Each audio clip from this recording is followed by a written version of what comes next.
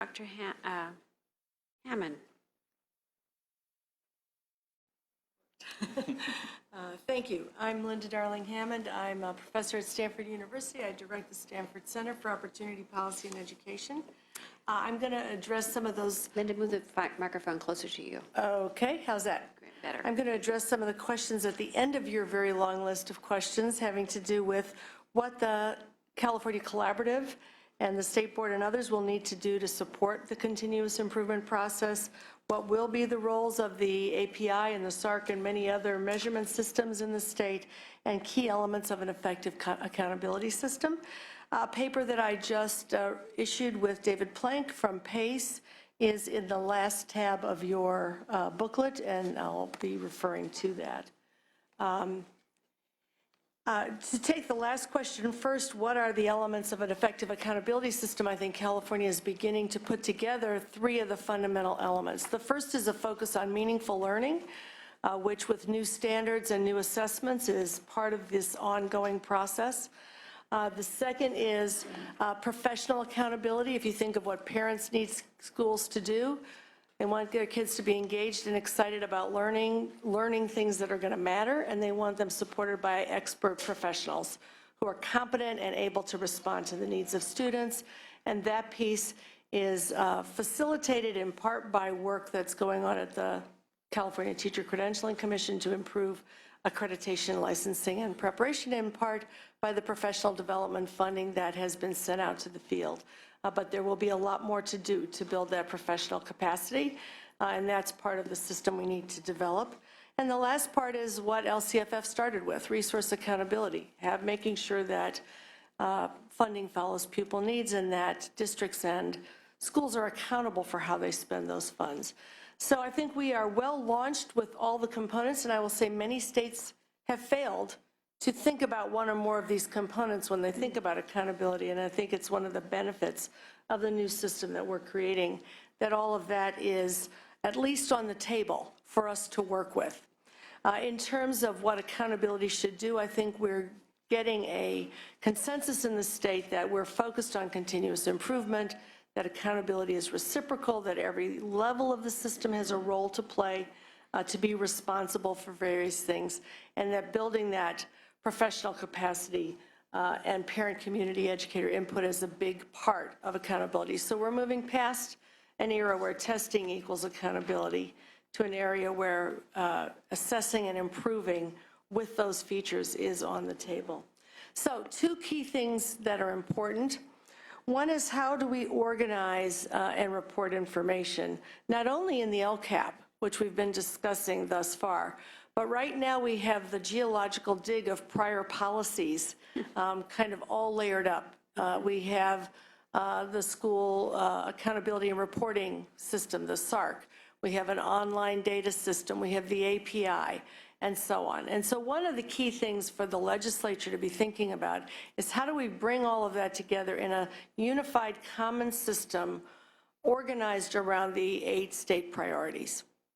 And that will require some brush clearing from the prior eras of reform and work at the department and the state board and so on to organize around sending a common message to the field and supporting the field with those common data elements that are available at the state level and can be made available to locals for them to then add additional local measures and priorities that can augment that piece.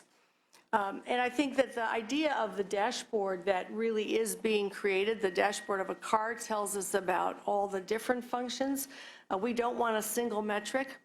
We don't just want to know about, how much gas we have. We need to know how fast we're going. We need to know about the oil and the gas and so on. The LCAP and the 8 priorities, if those become the centerpiece, if the dashboard becomes the way that we manage schools, provides a lot more grist for improvement. Because if you get a 722 on an API, it doesn't tell you even if you put more measures in it, it doesn't tell you what it is that you need to modulate or improve. So I think this is a good moment to think about how to take those priorities and create a unified system of reporting that tells that story in a variety of ways.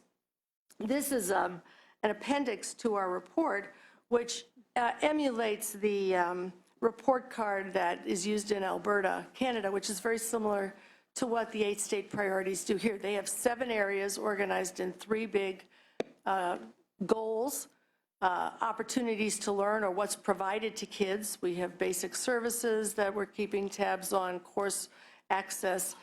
There are a variety of achievement indicators, what are kids accomplishing, graduation rates and test scores and so on, and then participation and engagement of the community. And there are ways that you can organize those data and add local indicators to state that will provide an easy first blush view of how the work is progressing in each district, and then more detailed data underneath that. In this particular case, you can go online for any indicator and see the data that underlies it just by clicking on it. You can see how subgroups are doing. But I think some set of activities to produce a way of looking at the data that's not overwhelming, that honors the priorities, that honors both the local components and the state data as a unified across all of those elements I mentioned earlier will help facilitate the process of making sense of what we're learning and how we're moving. The other piece of this is what should the California Collaborative be like and do?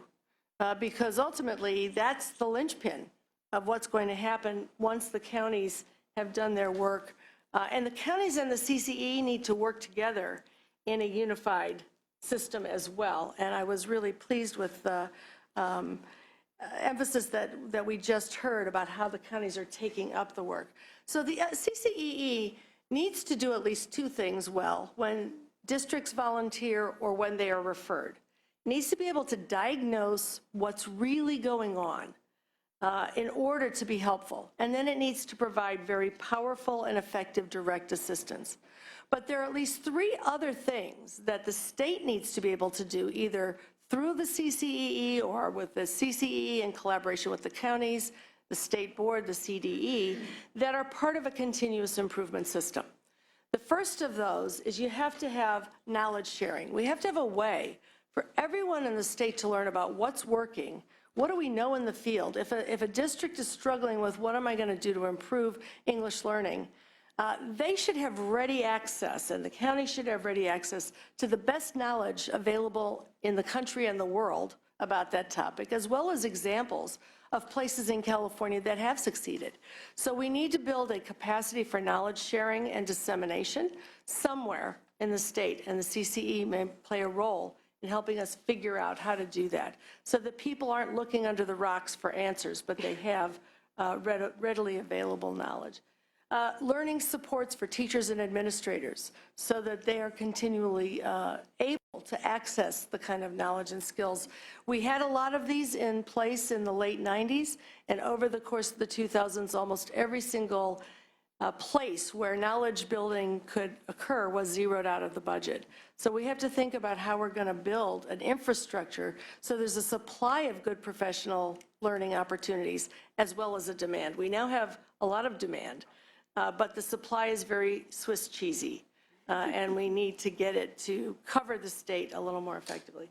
And finally, we need some capacity to evaluate both innovations and how are they working out, and to spread the word about that, and specific policy things that the state does. Now, the CCEE may not take on all of those things itself, but it ought to be part of the conversation along with the other agencies to figure out who's going to do what, so that we actually have all the elements that are required for a continuously improving system.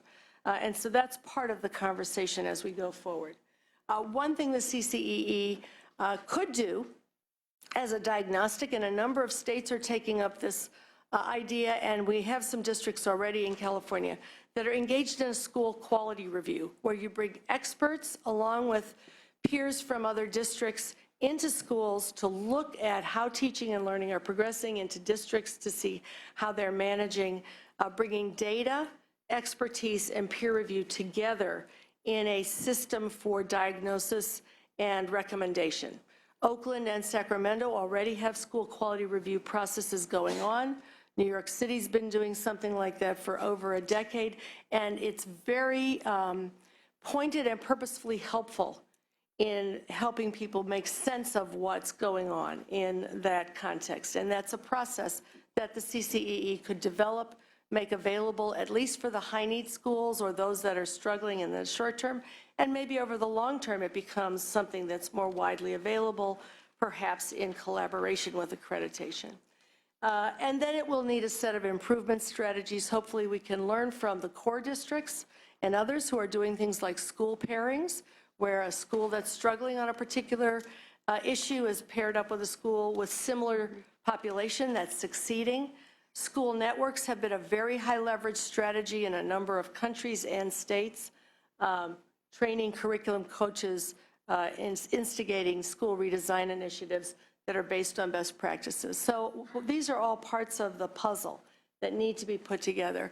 I think what's key is to keep in mind the idea of a unified strategy where we really do take account of bringing everything that's on the table together around the vision of the priorities and the state and local and county process for helping everyone really know how and learn how to engage in continuous improvement. Thank you. Thank you. Okay, and Ms. Gillian, thank you. Good afternoon. My name is Liz Guillen.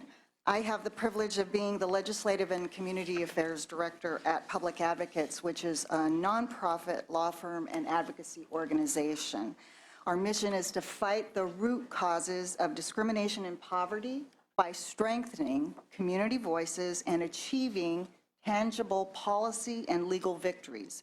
We've been doing this for over 40 years.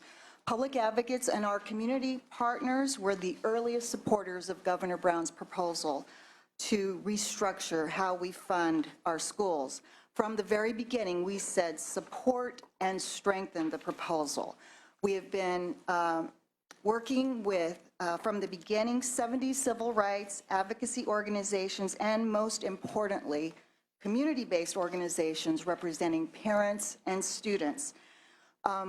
We initially came together to protest the initial direction of the State Board of Education to allow districts complete flexibility in how they spent LCFF dollars.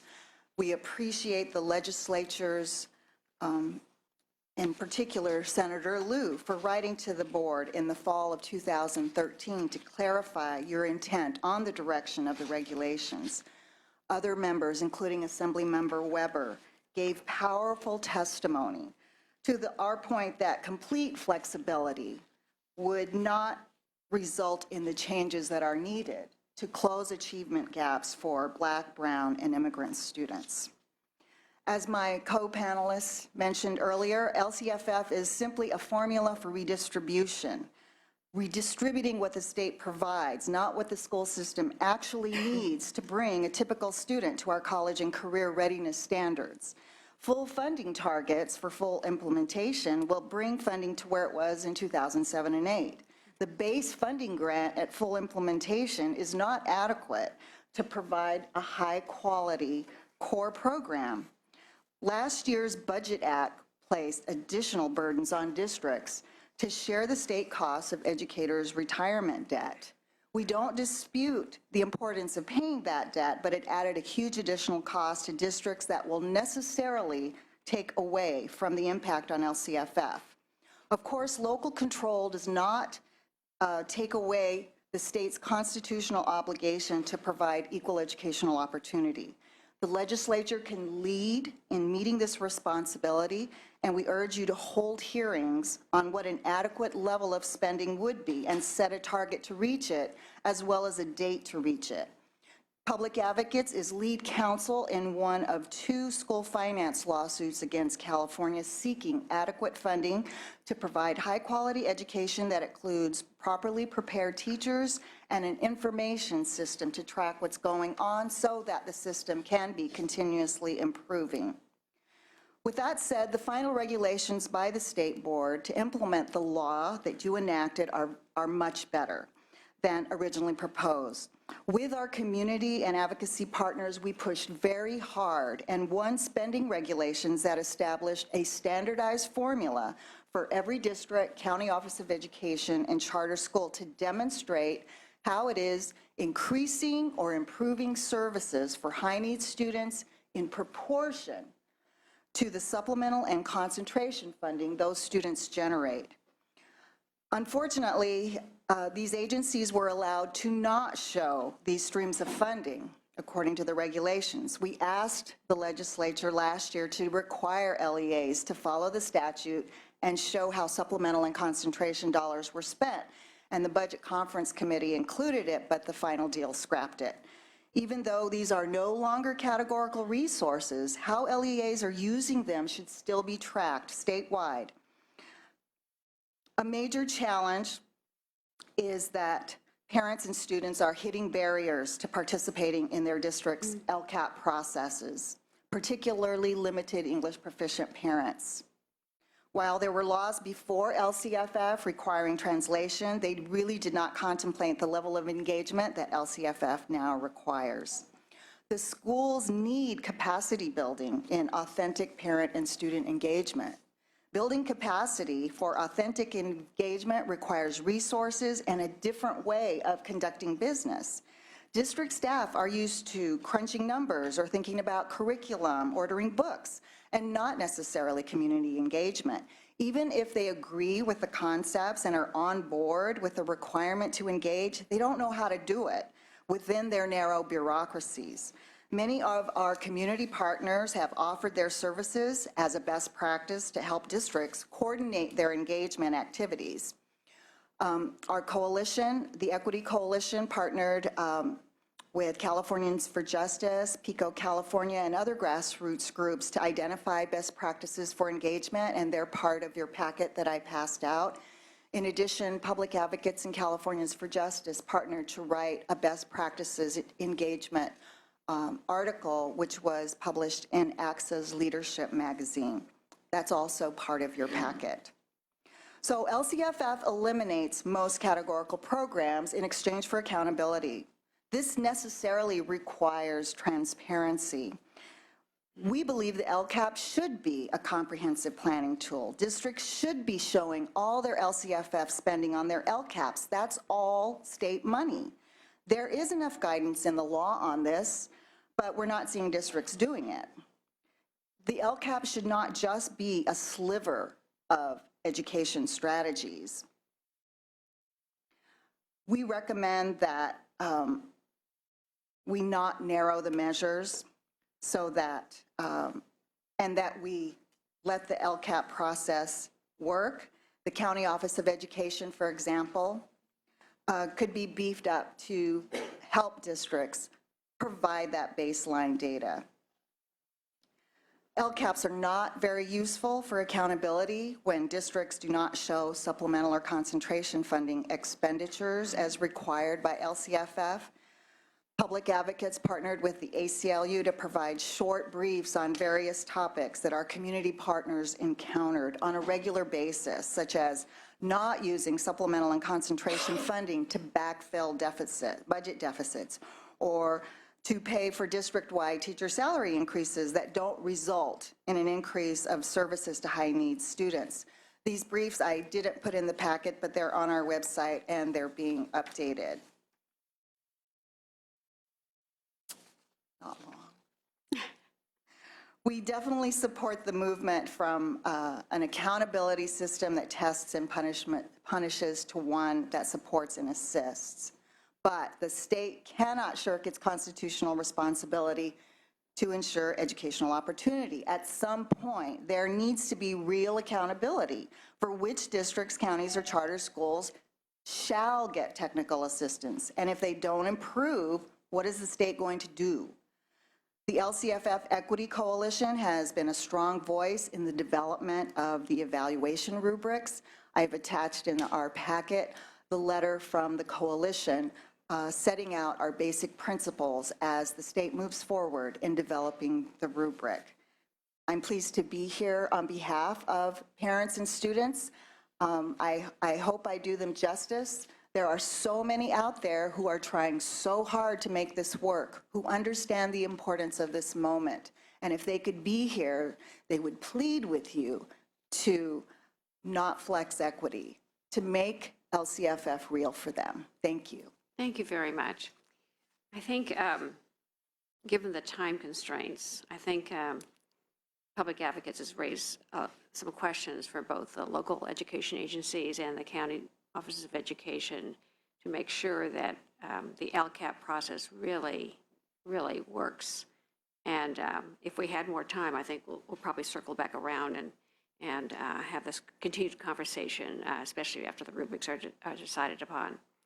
But with that, let's go to our thank you very much, and let's go to the final panel. It's looking ahead, next steps for the State Board of Education. And we have Ms. Sue Burr, member of the State Board, Monique Ramus with the CDE. Did I see one? Yeah, I see her. Okay. And Carrick Ashley, also with CDE. Thank you for joining us. And I think we gave you two questions to talk about. How does the State Board of Education and California Department of Education anticipate the evolving accountability system will serve and support both students and LEAs? And how will state policymakers be able to assess if statewide policy changes are needed?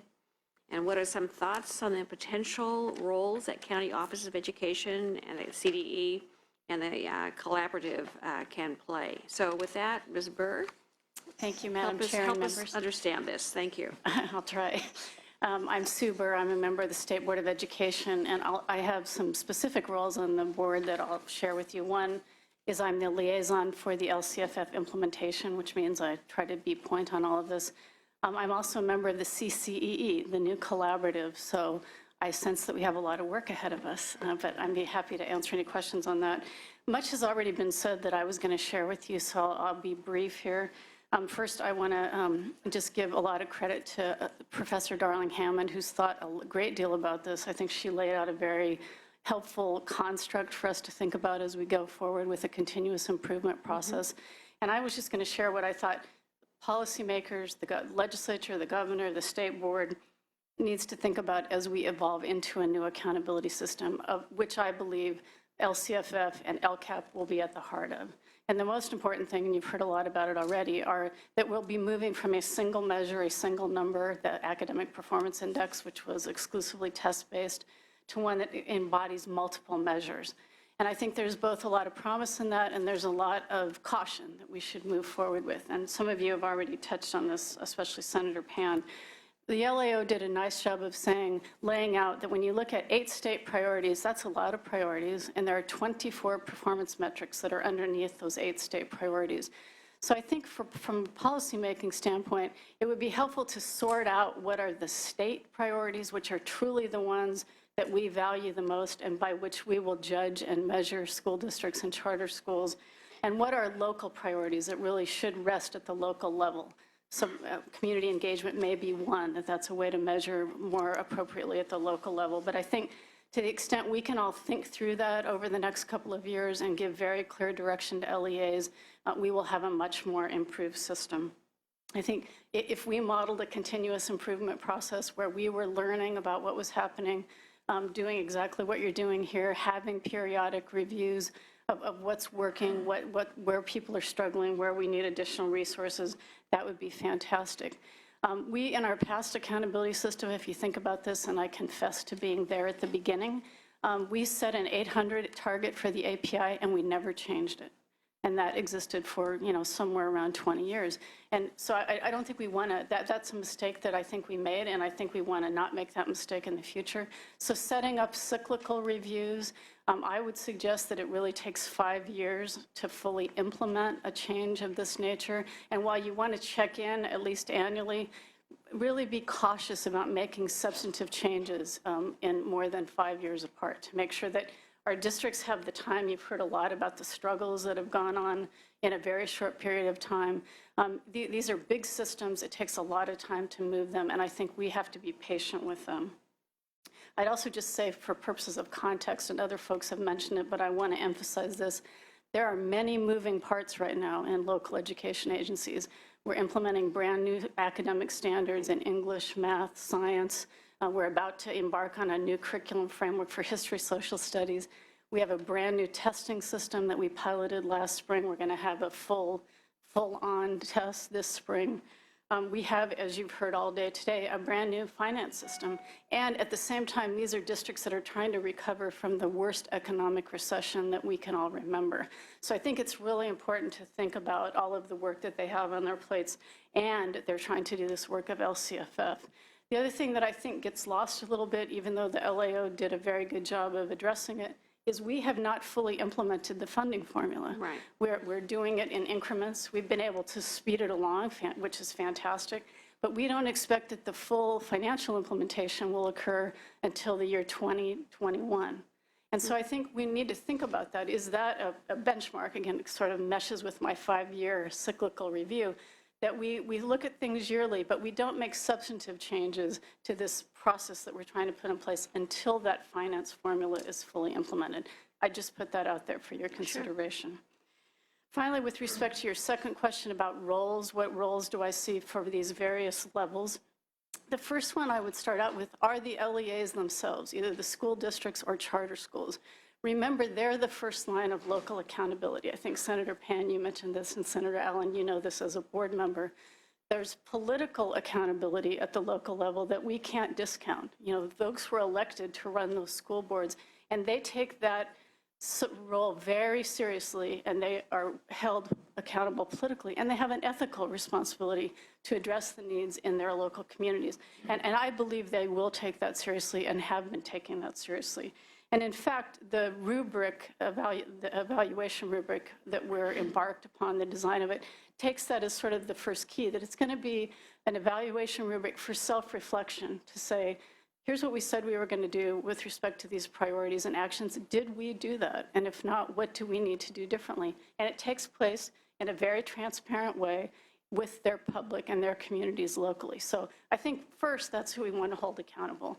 Secondly, the counties, as you've heard, they're a linchpin in this, right? And they've done yeoman's work to date to try to get up to speed on what they're doing to help support the districts, provide continuous improvement. They need to do some additional capacity building among counties and provide capacity building exercises for their school districts. I do want to give a little shout out to the counties, however, and remind folks that they have been doing financial review of districts now for 20 some odd years. And very, very few LEAs ever come to the state because they're failing financially. So that system that I just described, first at the local school district level and then at the county level, works fantastically on the financial side. And I have every reason to believe that as this grows and evolves, we'll see the same success from the local districts and the counties on the academic side as well. We do, though, have in place this CCEE, the California Collaborative for Educational Excellence. We haven't met yet. We just everybody got appointed. Our first meeting is February 25th. And I'm sure that for the first couple of months, largely they will be organizational meetings. You know, how are we going to hire staff? Who will that be? What will our strategic plan be? What will our work plan be? But I think at least in the early stages, I would again endorse what Professor Darling-Hammond talked about, that we really need to be a repository of best practices. We want to be providing exemplars of what works well in all of the varied settings that we have in the state of California.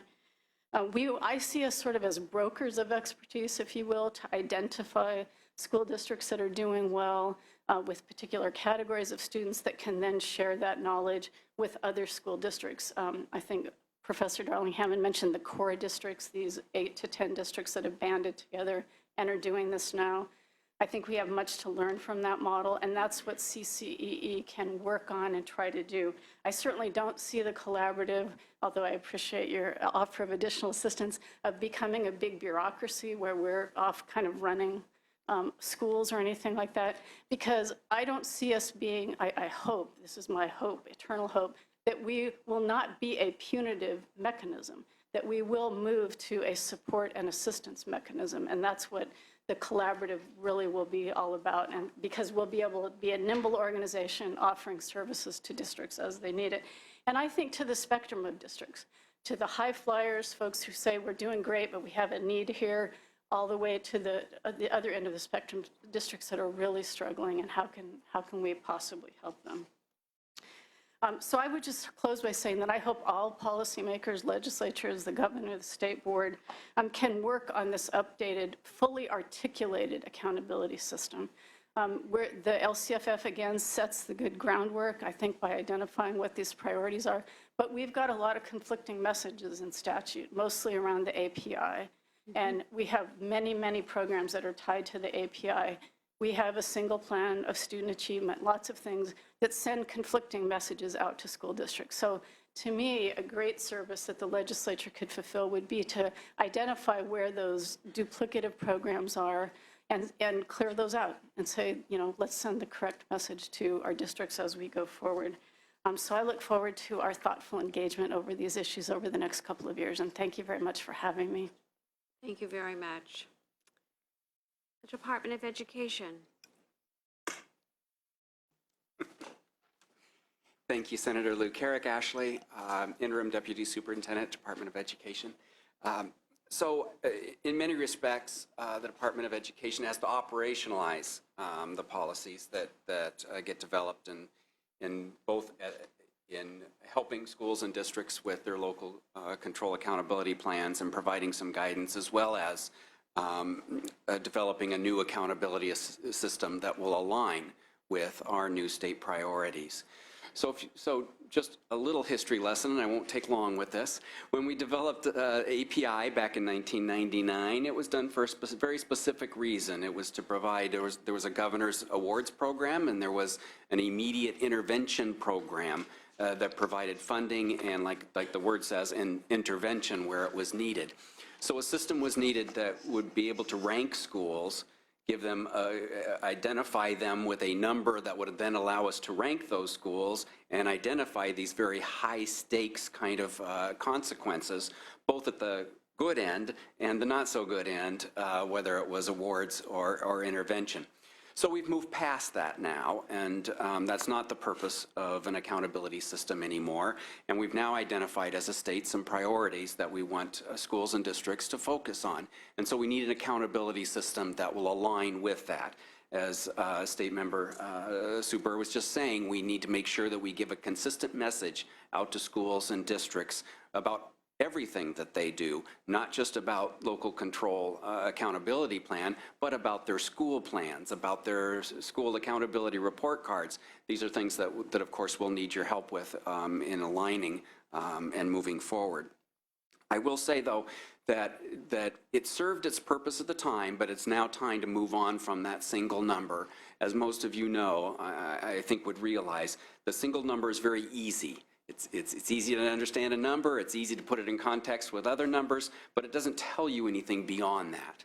And quite frankly, if a school had a score of 750 and another school had a score of 780, could you truly say that that one school of 780 is better than the school of 750? Might not mean anything to me if I'm a parent of some children that are interested in science. I might want the school with a better science program, but the number doesn't tell you anything about science or anything or any other part of the school. So as Member Burr was saying, the local control accountability plan includes 24 different metrics. And so if we can choose some of those metrics to, again, make priority for an accountability system, we can help provide some of that direction to schools and districts. There are some things that the state can do that cannot be done locally. And there are some things locally that can be done that we can't do at the state. So it does need to be a state and local partnership. The state has data, and to Member Pan's question from earlier, we actually have a lot of that data that goes into the local control accountability plan. We make it available on our website. We need to make it better available for districts as they move forward making their plans, but much of that data is available at the state level. Now, some can only be done at the local level, like student and parent engagement and involvement, things like that, school climate issues. Most of those things have to be done locally.